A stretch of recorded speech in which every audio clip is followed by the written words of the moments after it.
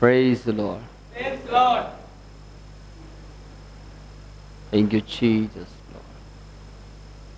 Thank you, Father. स्वामी, हम तेरी अगुवाई में चलना चाहते हैं।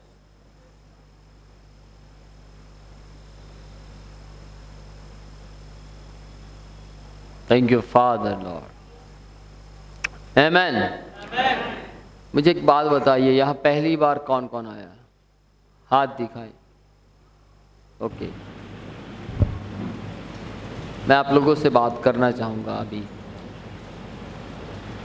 तो सबसे पहले अपने हाथ उठाइए स्वर्ग की ओर। बोलिए, परमेश्वर, हम जानते हैं आप हमारे परमेश्वर हैं। हम जानते हैं, खासकर जो लोग आशीष लेना चाहते हैं वो अपने आवाज को उठाइए। हम जानते हैं कि आप हमारी विपत्तियों को खत्म कर सकते हैं। हम जानते हैं आप दयावान परमेश्वर हैं। आप हम पर तरस खाते हैं।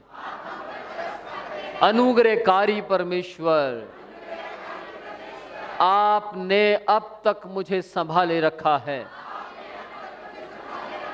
आज मैं विश्वास के साथ इस स्थान पर आया हूं। मुझे बल दीजिए कि मैं अपने विश्वास से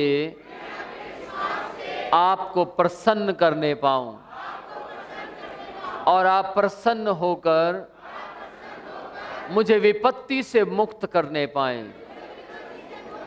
मेरा विश्वास है मेरी विपत्ति को खत्म करने का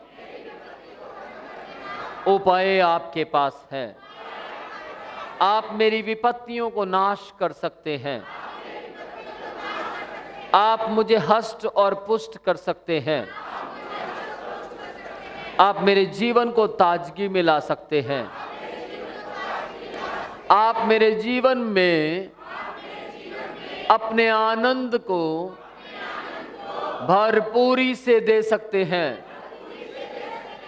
प्रभु जी, आप मेरे परिवार को जानते हैं।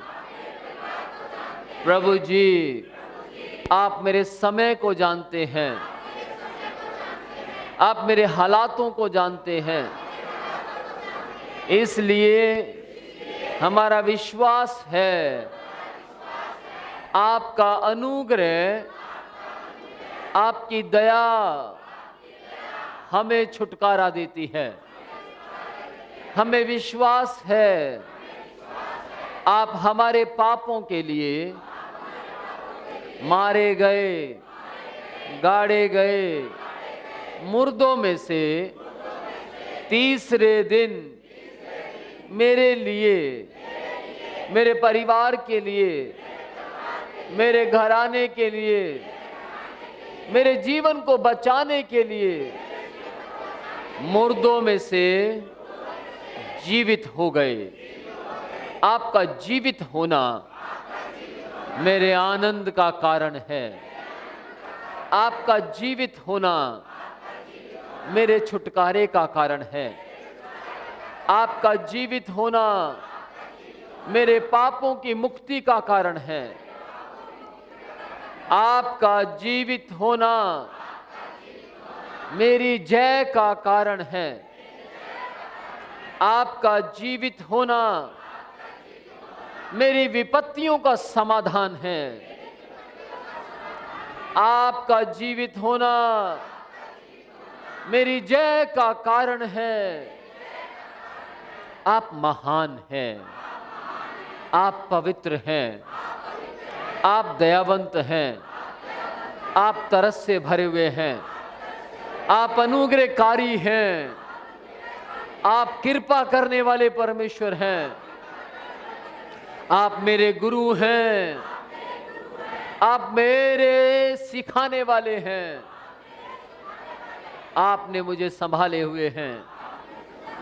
आप मुझे संभाले रखते हैं। आपने मेरी तस्वीर को अपने हाथ पर खोद कर बनाया है, ताकि मेरी शहरपना आपके सामने सदैव बनी रहे। आप मेरा उठना बैठना जानते हैं। ऊंची आवाज में बोलिए, आप मेरा उठना बैठना जानते हैं। आप मेरे विचारों को दूर ही से समझ लेते हैं। आप मुझे संभाले रखते हैं। आपने मेरी हड्डियों की रचना की है। जब मैं अपनी मां की कोख में रचा जाता था, तो मेरी हड्डियां आपसे छिपी ना थी। मेरे बेडोल तत्व को आपने ही रचा है। आपने अद्भुत रीति से मुझे बनाया है। कैसे मैं बोलने वाला व्यक्ति बन गया, कैसे मैं हंसने वाला व्यक्ति बन गया, कैसे मैं अपने माता पिता को संभालने वाला व्यक्ति बन गया, कैसे मैं संघर्ष करने वाला व्यक्ति बन गया। ये बातें मेरी समझ से बाहर हैं, परंतु ये बातें आप अच्छी रीति से जानते हैं। आप मुझे अच्छी रीति से जानते हैं। इसलिए मैं हर इतवार, हर वीरवार आपके पास आता हूं और आप मेरे आवाज को सुनते हैं।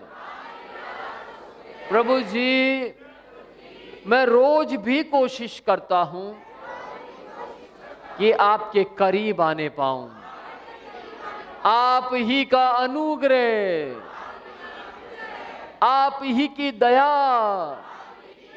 मुझे अपने करीब रखती है।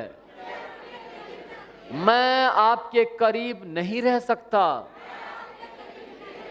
परंतु आपकी सामर्थ मुझे अपने करीब रखती है।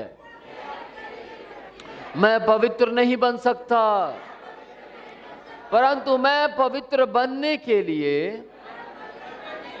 सिर्फ कोशिश करता हूं, पर उस कोशिश को आप सफल बना देते हैं। आप अनुग्रह से भर देते हैं। आप दया दिखाते हैं। आप अपनी करुणा मुझ पर प्रकट करते हैं।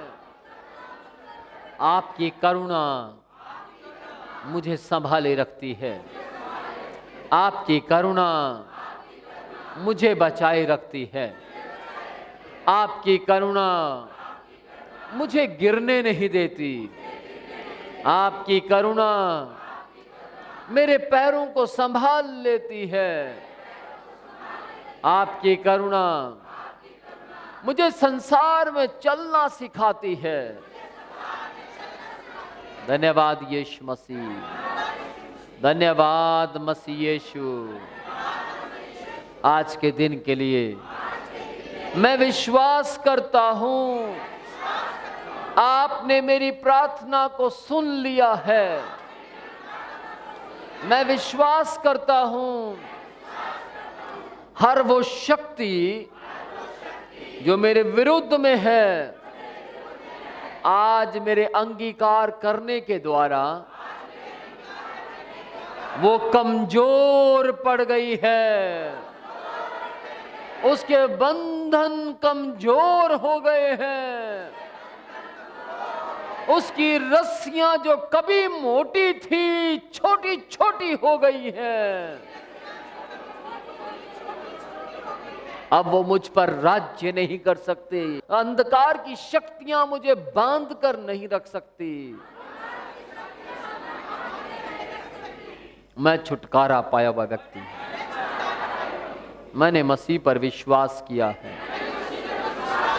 मैंने मसीह के नाम में मुक्ति को हासिल किया है। धन्यवाद यीशु मसीह। मसीह यीशु के नाम में ऊंची आवाज में कलीसिया कहे आमेन, आमेन।